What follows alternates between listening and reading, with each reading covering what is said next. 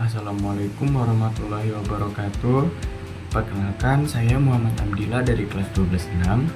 Di sini saya akan menyampaikan sedikit refleksi saya tentang keislaman dan apa sih itu Islam.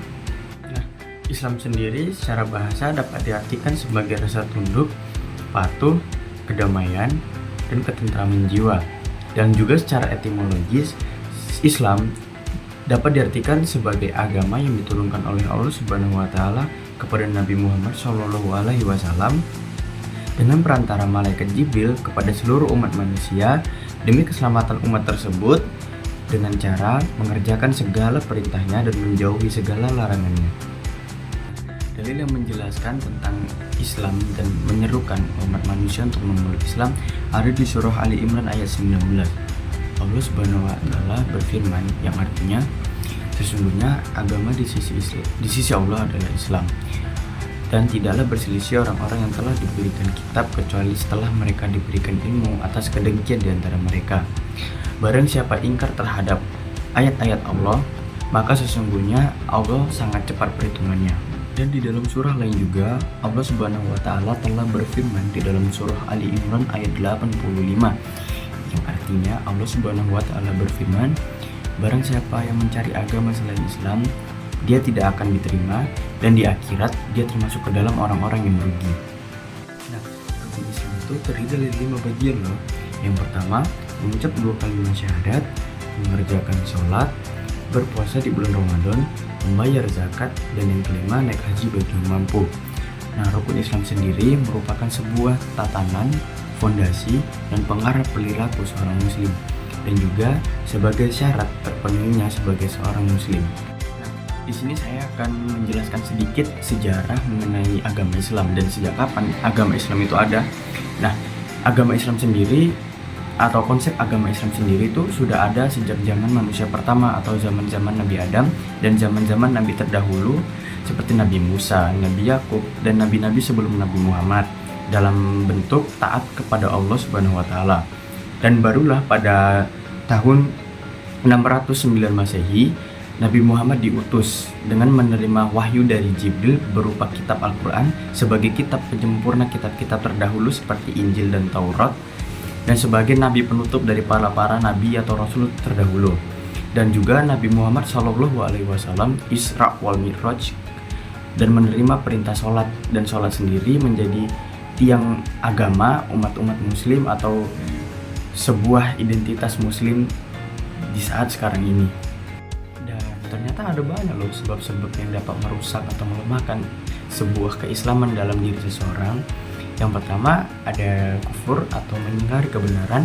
Yang kedua ada nifaq atau seperti berdusta dan berkhianat.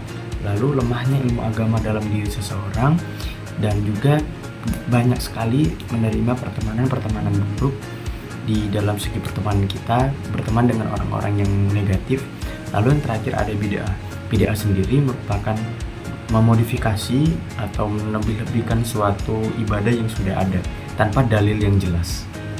Tentu hal tersebut dapat menyalahi aturan agama Islam.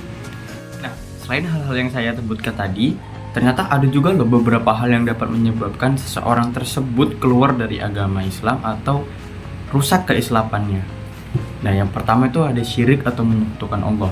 Syirik selain membuat kita batal keislamannya, Allah Subhanahu wa taala juga melarang sangat tegas dan menghukum orang-orang yang melakukan syirik atau menyekutukan Allah Subhanahu wa taala.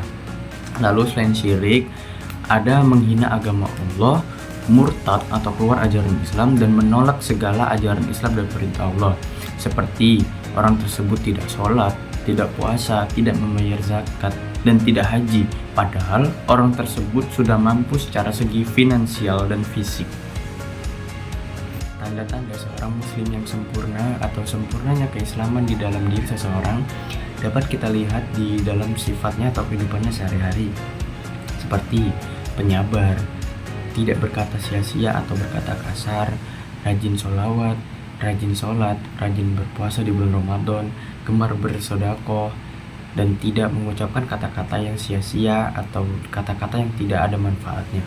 Dan selain itu juga dapat kita nilai di dalam bentuk perilakunya, Allah Subhanahu wa taala juga telah berfirman dan mematok sempurnanya keislaman di dalam diri seseorang di dalam surah An-Anfal ayat 2. Ya, Allah Subhanahu wa taala berfirman yang artinya, sesungguhnya orang-orang mukmin adalah mereka yang jika disebut nama Allah gemetar hatinya, dan jika dibacakan ayat-ayatnya kepada mereka bertambah kuatlah imannya, dan hanya kepada Tuhan mereka lah mereka bertawakal.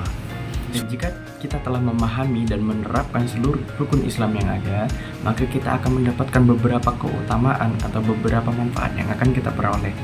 Seperti kita semakin yakin keesaan Allah Subhanahu wa taala, semakin gemar dalam beribadah, gemar dalam berpuasa, menggalakkan atau membayar zakat, dan juga insya Allah sempurnanya Islam di dalam diri kita. Karena sejatinya rukun Islam merupakan syarat-syarat atau rukun keislaman atau sebuah keislaman di dalam diri seseorang. Sekianlah dari saya. Jika ada kesalahan kata, saya mohon maaf. Saya Muhammad Abdillah. Assalamualaikum warahmatullahi wabarakatuh.